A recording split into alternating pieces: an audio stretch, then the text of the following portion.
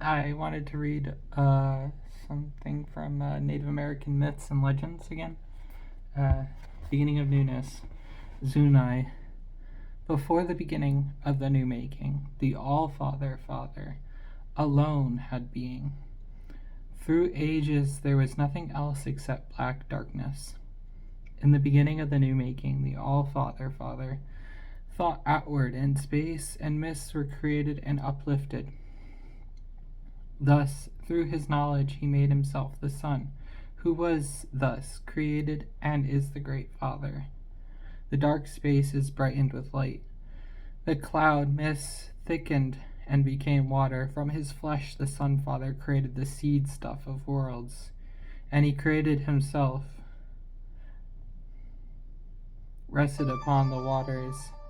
And these two, fourfold, containing Earth Mother and the all-covering Sky Father, the surpassing beings, with powers of changing their forms even as smoke changes in the wind, were the father and mother of the soul beings.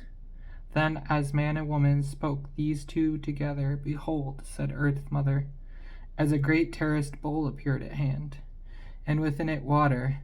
This shall be the home of my tiny children. On the rim of each world country in which they wander, terraced mountains shall stand, making in one region many mountains by which one country shall be known for another. Then she spat on the water and struck it and stirred it with her fingers. Foam gathered around the terraced rim, mounting higher and higher. Then, with her warm breath, she blew across the terraces. White flecks of foam broke away and floated over the water, but the cold breath of Skyfather shattered the foam, and it fell downward in fine mist and spray. Then Earth Mother spoke. Even so shall white clouds float up from the great waters at the borders of the world, and clustering about the mountain terraces of the horizon shall be broken and hardened by thy cold. Then will they shed downward in rain spray the water of life even into the hollow places of my lap. For in my lap shall nestle our children, mankind and creature kind, for warmth in thy coldness. So even now the trees on high mountains near the clouds and Skyfather crouch low toward Mother Earth. For warmth and protection, warmth is Earth Mother, cold our Skyfather. Then Skyfather said, even so, yet I, too, will be helpful to our children. Then he spread his hand out with the palm downward, and into all the wrinkles of his hand he set the semblance of shining yellow corn grains.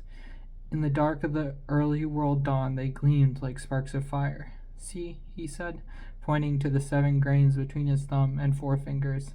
Our children shall be guided by these. When the Sun Father is not near in thy terraces, are as darkness itself. Then shall our children be guided by lights. So Skyfather created the stars. Then he said, and even as these grains gleam up from the water, so shall seed grain like them spring up from the earth when touched by water to nourish our children. And thus they created the seed corn, and in many other ways they devised for their children the soul beings. But the first children, in a cave of the earth, were unfinished. The cave was of sooty blackness, black as a chimney at night time, and foul. Loud became their murmurings and lamentations, until many sought to escape, growing wiser and more manlike.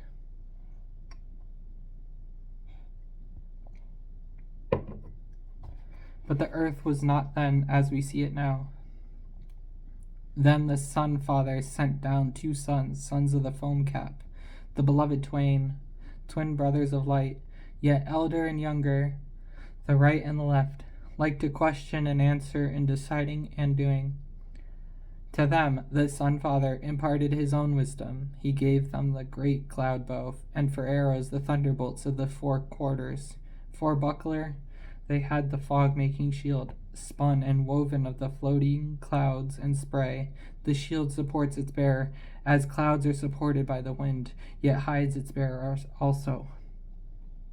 And he gave to them the fathership and control of men, and of all creatures. Then the beloved twain, with their great cloud bow, lifted the Sky Father into the vaults of the skies, that the earth might become warm and fitter for men and creatures. Then along the sun-seeking trail they sped to the mountains westward. With magic knives they spread open the depths of the mountain and uncovered the cave in which dwelt the unfinished men and creatures. So they dwelt with men, learning to know them and seeking to lead them out. Now there were growing things in the depths, like grasses and vines, so the beloved twain breathed on the stems, growing tall towards the light, as grass is wont to do, making them stronger, and twisting them upward until they formed a great ladder by which men and creatures ascended to the second cave. Up the ladder into the second cave world, men and the beings crowded, following closely the two little but mighty ones. Yet many fell back and were lost in the darkness. They peopled the underworld, from which they escaped in after time amid terrible earth shakings. In the second cave it was as dark as the night of a stormy seasons, but larger of space and higher. Here again men and the beings increased, and their complainings grew loud. So the twain again increased the growth of the ladder, and again led men went upward, not all at once, but in 6 bands, to become the father of the 6 kinds of men, the yellow, the tawny gray, the red, the white, the black, and the mingled. And this time also many were lost or left behind. Now the third great cave was larger and lighter, like a valley in starlight. And again they increased in number, and again the 2 led them out into a 4th cave. Here it was light, like dawning, and men began to perceive and learn variously, according to their natures. Wherefore the twain taught them first to seek the Sun Father. Then, as the last cave became filled, and men learned to understand, the 2 led them forth again into the great upper world, which is the world of knowing and seeing. Thank you. Have a good day.